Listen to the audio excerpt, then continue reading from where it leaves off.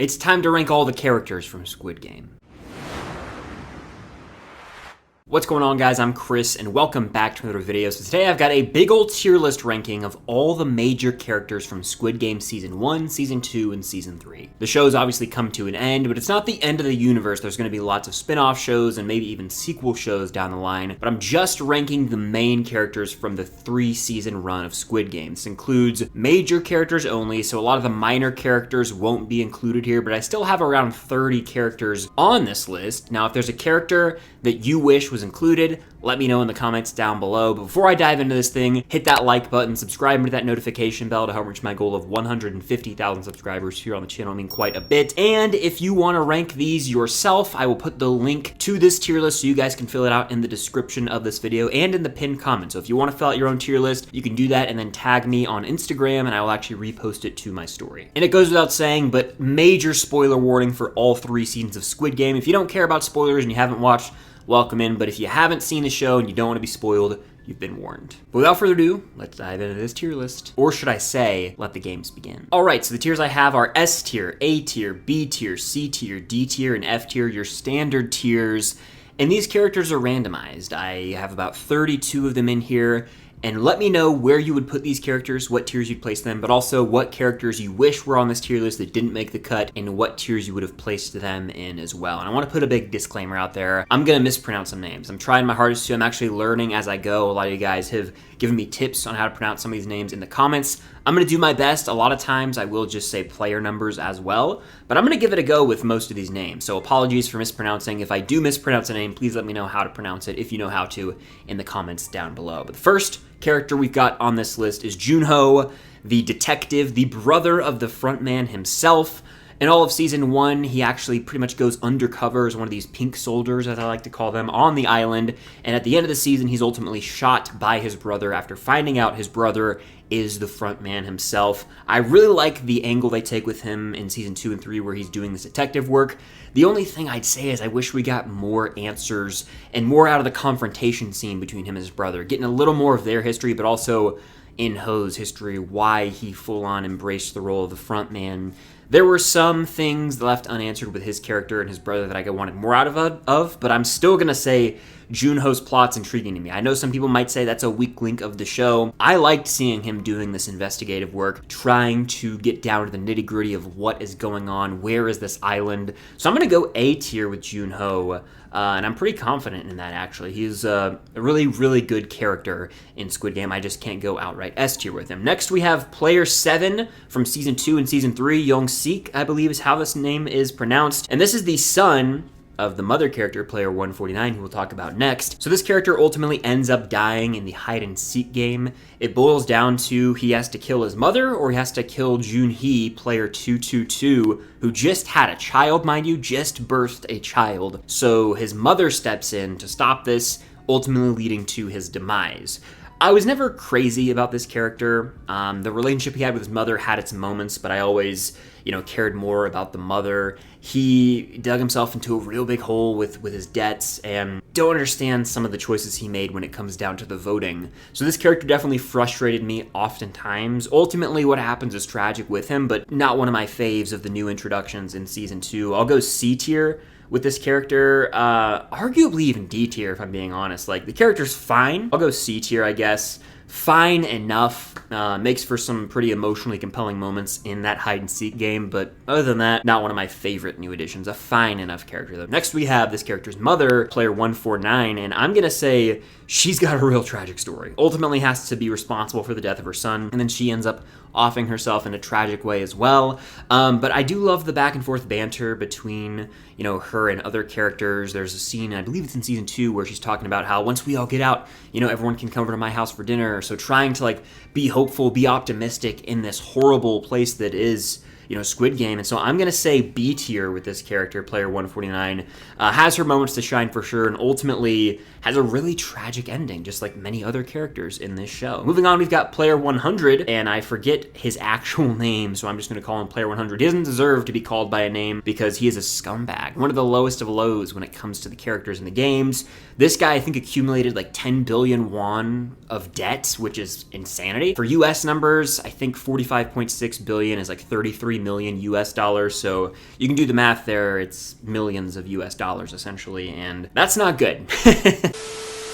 He also is someone, though, who doesn't value human life. He's basically the physical embodiment of greed. If greed were a character in the show, it's Player 100. He's highly unlikable, though, and not a fan. I'm going D tier with this character because he's got his moments, but other than just being a greedy bastard, he doesn't provide too much, in my opinion. Next up is Young Mi, a character who's introduced in Season 2 and unfortunately dies in Season 2. This character's relationship with Player 120, Hyun-ji, I believe is how her name is pronounced. It's one of the standouts. Ultimately, she dies during Mingle. She is trying to run and get to this room, but MG Coin, player 333, steps in and prevents that from happening. Very sad to see her go, but another one of those characters who wasn't like an absolute standout. She did have a sweet relationship with player 120 though, so I'll go C tier right here with this character. Again, not a standout, but not like a bad character, just like, yeah, fine, middle of the road, C tier, it is what it is. Next, we've got the frontman, In-ho. One of, if not the most fascinating characters in the entire show. Very tragic backstory that's explored throughout the seasons.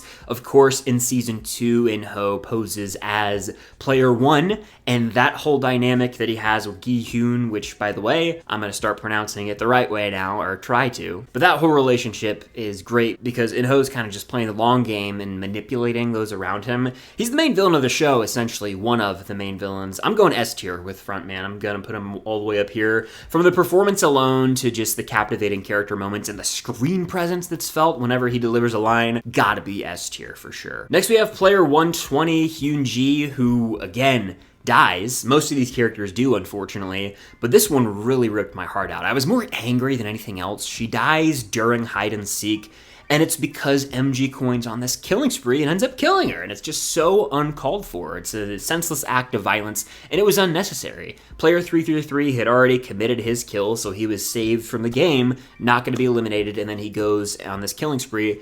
Very frustrating stuff, and she's a direct victim of that. She's already injured, and she goes and she finds an exit. She's about to walk through that exit and be free, but she turns back to go and let player 149 and player 222 know, hey, I found the exit, and then boom, she gets killed in a act of courage where she goes back to inform the others that she found the exit. So she has a warrior's death, a tragic death, and I wish this character could have lived to see the light of day, but Squid Game is a tragedy at the end of the day. I'm gonna say this character was such a great addition. I'm going top of A tier with player 120, and I could go S tier, honestly, but top of A feels appropriate for now. I just wish that we got more out of this character in the long run. She should have been around from the get-go, you know? But then I guess she would have died in Season 1, which would have been no bueno. Next, we have Ali. To me, Ali is the saddest death in the entire show. When he gets killed in Season 1, Ep 6, I tear up every single time. He falls victim to Song-woo's trickery. Song-woo's deception. He's a very kind-hearted individual, but he does get played by Song-woo, and it's so devastating when he has this moment of realization and discovers he was tricked. It hurts like hell. But this is a character who saves gi-hun in the first episode. If not for that act, gi-hun would be dead. The character's strength comes in handy a lot in the games, but he's just such a kind soul who's trying to do the best in this horrible situation, and I just feel so awful for him at the end of the day. Ali is awesome. I wish we got more out of him, like I said, but I'm going A tier with Ali. I'm going right. I'll say here, A tier feels right. Next, we have Song-woo's mother, a character who doesn't have a lot of screen time, and I debated putting her on this tier or not. I feel bad for her because she never really got down to the truth of what happened to her son, and kind of is still in the dark on the whole situation, but she ends up taking care of Sae-byuk's brother, which I think is very sweet. I'll put her in C tier. It's kind of the safe play here. You know, don't get much out of her, but she serves a sweet role in the show, and I'm glad that gi-hun ended up helping her out in the end. Moving on, we've got Min-soo, a character who ends up making it to the final games. And it's kind of devastating what happens to him. He's very distraught and feels guilty over the death of Semi because he didn't do anything to help protect her. He's starting to trip out on drugs as well. The character is fine. I mean, honestly, I would go D tier with the character. I know others might have this one higher, but there are just more compelling characters in the show to me. I'm going D with Min-soo. I've never been crazy about the guy, if you want my honest opinion. Next, we have Mr. Kim, who in the first season, gi-hun owes a lot of money to, but in the second season, gi-hun has paid off all of his debts. And so here, Mr. Kim is like the lead investigator trying to find the recruiter or the salesman when he's playing Jock G at like the train or subway station. So he's only around for a little bit. He ends up dying in the rock, paper, scissors -1 game that he has to play with his buddy, who we'll talk about later. I like Mr. Kim though. I think I'm going B tier with him. I'll put him like right here. In the minimal screen time he has in season 2, I kind of buy into this guy. You feel bad ultimately when he ends up having to be offed in that game.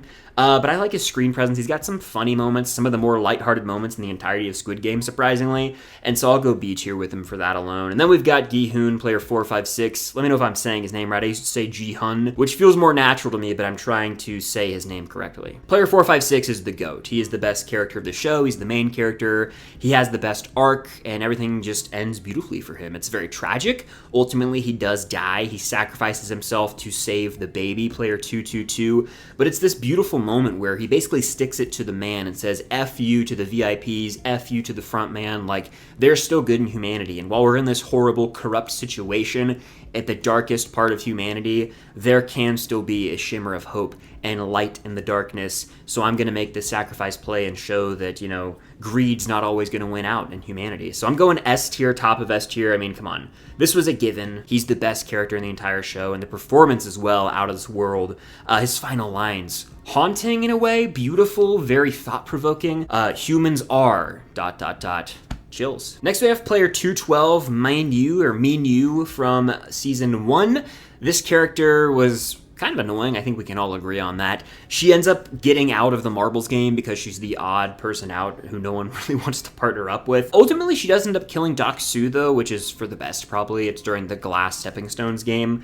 This character, I think, irritates a lot of folks, and for good reason. Never really been a fan, if I'm being honest. So I'm gonna go, I think, top of D tier with her. There, seems appropriate. Next we have the captain from season 2 and 3 who is helping Junho try and find the island that Squid Game takes place on. All the while though, he's working for the front man. He's in cahoots with him. And so that reveal, you know, while some could have easily predicted, others were more shocked by it. I liked the route they took this character. I like a good sort of double cross, and that's the case with this character, so I'll go back of B tier with the captain. Next we have the doctor from season 1 who's like helping harvest these organs to the black market, and all the while he's getting fed information about what the next game is. I mean, the character is pretty one note and surface level. I like the concept, and the plotline he's involved with is intriguing, but the character himself doesn't provide much value to the show. So I mean, it's like C or D tier here. Honestly, I'd probably go top of D tier because of the characters down there right now. He's maybe one of the most interesting just because of the plotline he's a part of, not really because of his character motivations or his, you know, performance, anything like that. It's just the plotline he's intertwined with I find somewhat interesting. Next we have Song-woo though, who's a great character in the show. One of the best, in my opinion. He has this arc where you kind of like him at first because, oh, he knows gi-hun from childhood and they had a friendship of sorts, and now he's this hotshot. But why is he back here if he, you know, made it successfully and went to this nice school and is doing all this cool stuff in the world? Why is he back here playing the games? Well, as the season unfolds, his sanity starts to slip and he ends up deceiving Ali. That's a heartbreaking moment. He ends up killing Se-byuk, player 67, by finishing the job. She's already going to bleed out and die, but he just speeds up the process. But by the end, when it's just him and gi-hun playing Squid Game at the end of season 1, he ends up having this great moment between the two of them, and he ends up offing himself, stabbing himself, sacrificing himself so that gi-hun will end up winning the money. And he says, promise me you'll basically take care of my mom, and gi-hun delivers on that promise. So while the two of them went separate ways in life and ended up in this horrible situation that is the games, at the end of the day, this is a really compelling character to me because he operates in that gray area. He's doing what he has to do to survive. He's definitely made some major mistakes, but the performance is so captivating, and just watching his mind at work throughout the games, sort of playing both sides, like I said, I love it. I'm going S tier with this character. I'm going right here behind the front man. Song-woo is one of the elite characters of the show, in my opinion, as far as I'm concerned. Next up, we've got a character, I believe it's pronounced Noel. She is the character who's from North Korea and ends up becoming one of the soldiers in the games in Season 2 and into Season 3. She became estranged from her child when her kid was very young, and so one of her main motivations is to try and find her kid. But throughout the games, I think her character kind of serves as a reminder of Sae-byeok, Player 67, because they have similar backgrounds in a sense. This character and like the storyline, it wasn't my favorite from Season 2 and Season 3, but the character is solid enough. I will go, I think, C tier with her, probably at the top of C tier. I wish they could have done a little more with her, but she ends up saving Player 246, and, you know, that I thought was a really sweet moment. One of the few, like, heartfelt, warm moments in an otherwise pretty dark and cold show. I'm glad that she was able to help save him so that he could go be with his daughter who had cancer, and she ends up living and happily, so thank goodness for that. Next we have Ji-young. This is a Season 1 character who really we get to know in the 6th episode, which is the best episode of the whole show to me, Marbles. It's where she's playing with Sae-byeok, and they say, hey, let's just play one game as time's about to expire. We got 30 minutes here, and let's just talk. So the two characters get to know each other, and you really feel for both of them by the end of this 30-minute timer, and ultimately, she was gonna die all along. She made the decision that she wasn't gonna throw the marble or really play the game, so she ends up dying and sacrificing herself so that Player 67 could advance to the next round. But it's really sad. It's one of the more upsetting deaths in the entire show, especially because of Player 67's reaction. Ji-young, a character we don't have tons of screen time with, but in the few moments we get to know her, she's vulnerable and opens up with Player 67 about her life and her backstory. So I'm going to say B tier for Ji-young. I'm going to go like right here, honestly.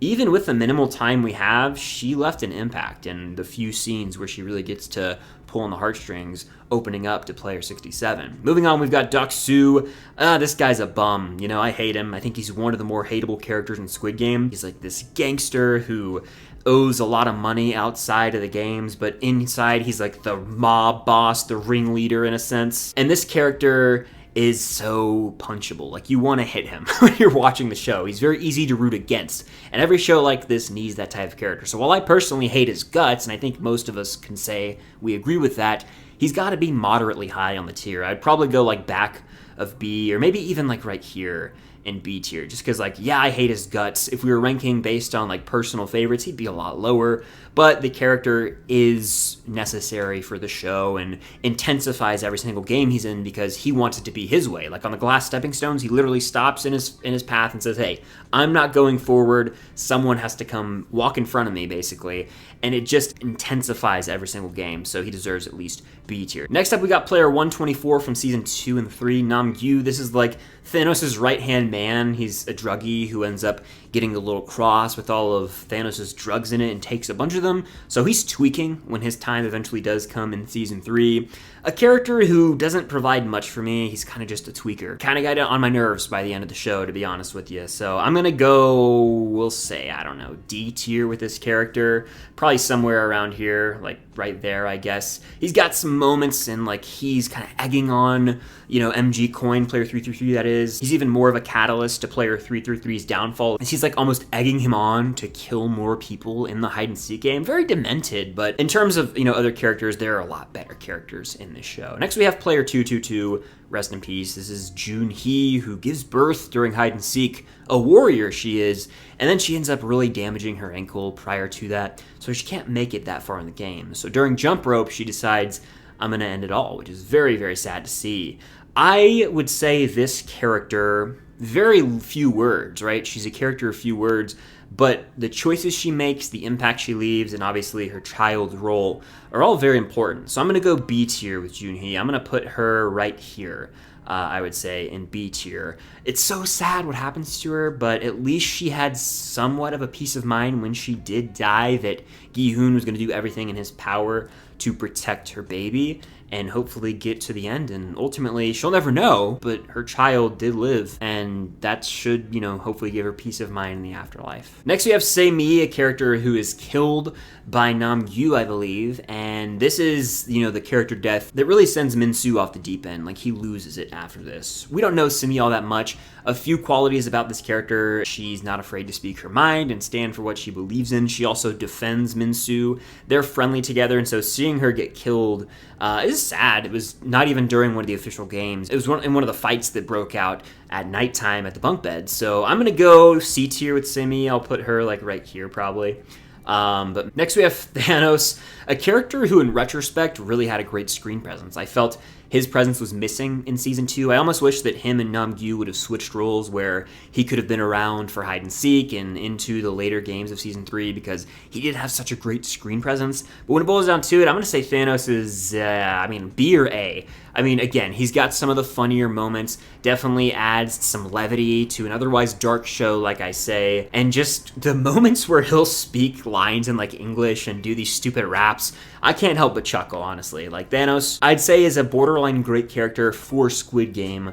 I'm gonna say, shoot, this is tough. I kind of want to go A tier with Thanos just because of that screen presence factor, and maybe I'm overrating the character. Let me know if you guys think I am, but I'm gonna end up going back with A tier, I think, with Thanos, just because of how iconic he is, and I mean, come on. Come on. Next, we have the Shaman, our first F-tier character. Easy F-tier for me. I mean, this character is insufferable. I don't care for her at all. She's spewing this nonsense half the time and kind of gets exposed as like this false prophet in a sense when she's like painting arrows with blood but acting like she has this almighty connection. I don't know. I never really bought into it. I don't know what your read on this character is. I'd love to hear it down below. Was never a fan of this character. One of the most unlikable in the entire show, easily one of the worst to me. Next, we've got player 388, a character who ends up being a coward, as he says, oh yeah, I'm in the military, he has a fake tattoo and everything. There were moments where I quite liked this character in Season 2. Then in Season 3, there's a bit of a shift. I feel bad in a sense, but also he has lied about his past to try and save status and save face in a way, so it's hard to really feel too bad. I don't know, it's tough. It's a gray area character for me. I would say as a character, C tier probably. I'll go like right here. I mean, I'd say relatively high. I'll go top of C tier just because, again, has their moments, but at the end of the day, not one of the best. And I know a lot of people will differ with this and say this character should be A, B, or S, but I'm going top of C. Next we have the recruiter, the salesman, whatever you want to call him. This is the character who plays Jock G with folks and recruits them into the games. Honest to God, the first episode of Season 2 takes this character to a whole nother level. The performance, the moments that he has playing Russian roulette, like the line delivery, the intensity, I loved it. Like, Season 2, Episode 1 is this guy's episode. It brings his story to a close, and he is demented, his view on the world, but they actually give him one of the best, like, most effed up, but somewhat compelling backstories where he was one of the soldiers in the games and he had to kill his own father.